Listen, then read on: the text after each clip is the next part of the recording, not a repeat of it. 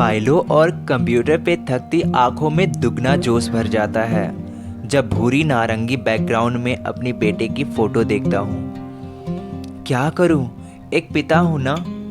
मैंने रामू चाचा को एसी बंद करने को कहा। गर्मी है पर मुझे सूट नहीं करती। इन 4 फाइलों को निपटा कर ही मुझे घर जाना होगा।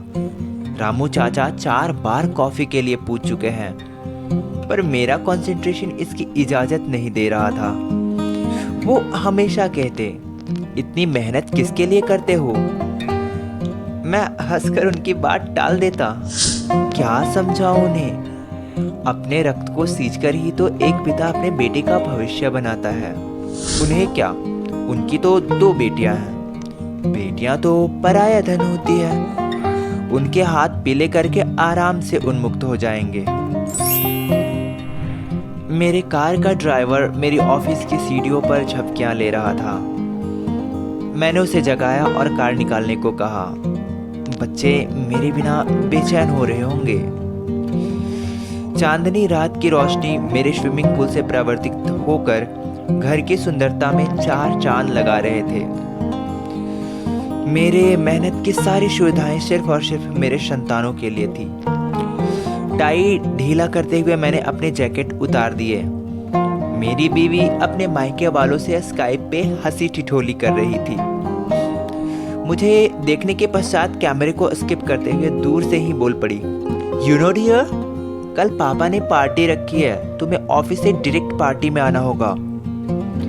और दोबारा फोन में बिजी हो गई। मैं देखा मेरे साहबजादे के रूम की बत्ती अब भी जल रही थी। इसी दौरान मेरे व्हाट्सएप पे एक मैसेज आया, आज फादर्स डे है, अपने डैड को एक गिफ्ट दीजिए जो आपको हमेशा गिफ्ट देते रहते हैं। मेरी नज़रें दोबारा अपने बेटे के कमरे पे थी। मैंने दरवाजे को धीमी आवाज में ठकठकाया। दरवाजा खुलते ही उसने धीमी आवाज में कहा, डैड आप आ गए।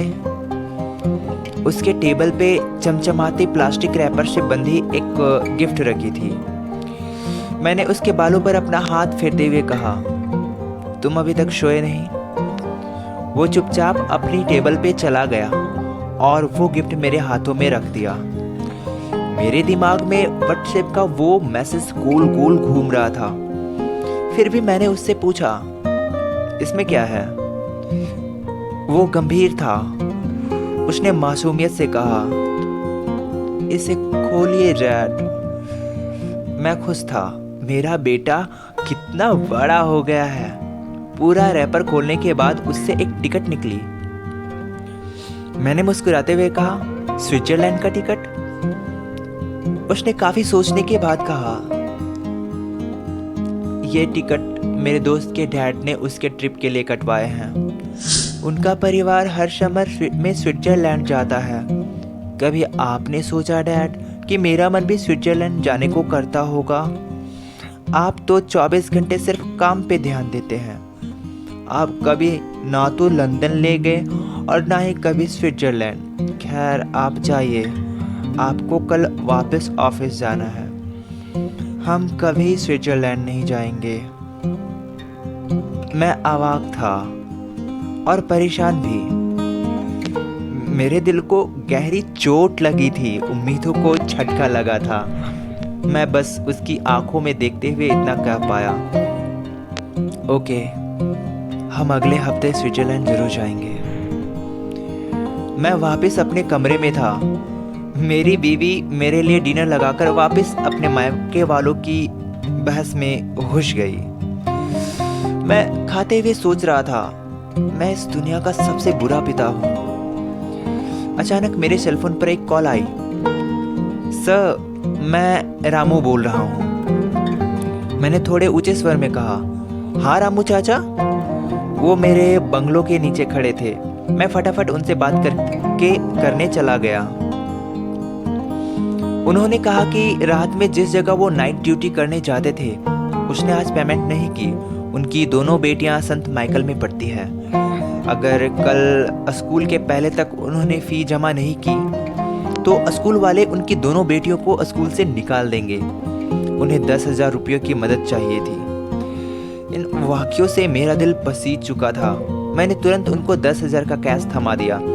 रात अधिक होने की वजह से उन्हें कोई ऑटो नहीं मिल रहा था। मैंने उनके कंधों पे हाथ रखते हुए कहा, चलिए मैं आपको कार से घर छोड़ देता हूँ। उनका घर एक स्लम एरिया में था। सड़क पे प्लास्टिकों की बौछार पड़ी थी और आसपास कूड़े कचरे के ढेर पड़े थे। सुदूर एक कोने पे उनका छोटा सा घर था जिसके छत पे टीन की छपरी पड़ी थी।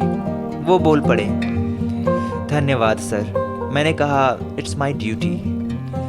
रामू चाचा जैसे ही घर के अंदर प्रवेश किए, उनकी बीवी उनसे झगड़ा करने लगी और सारे रुपये अपने पास रख लिए। वो अधिकतर समय हुक्का पिया करती थी।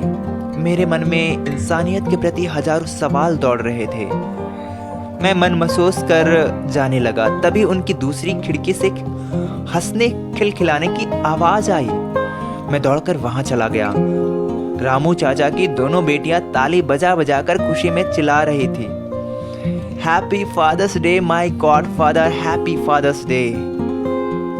एक टेबल पर छोटी सी केक पड़ी थी जिसे वो एक पुराने धुराने चाकू से काट रहे थे। उनकी दोनों बेटियां केक का एक टुकड़ा उन्हें खिलाने के लिए उठाई। उनके मुंह की तरह मेरा मुंह भी खुल पड़ा। पर उस गरीब रामू चाचा के होठों के पास अरबों का केक था और मुझ अमीर बाप के पास चिल्लर का प्यास। उनके धसे हुए चेहरे पर आंखों की बरसातें जमा हो रही थी, पर सूखा हुआ होठ खुशी का अमृत निगल रहा था।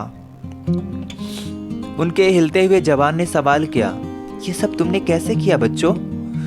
उनकी बेटियां धीमे जवान में बोल पड़ी, बापू, कल क्लास टीचर कह रही थी कि आज फादर्स डे है, अपने पिता को गिफ्ट देना, तुम्हें खूब सारी ब्लेसिंग्स मिलेगी। हमने माँ से छिपाकर कुछ पैसे रखे थे और हमने आपके लिए केक मंगाया। लव यू पापा। और दोनों रामू चाचा के गले से लिपट गई। ऐसा लगा जैसे मेरा बेटा मुझसे लिपट गया हो। मेरी आंखें रो रही थी।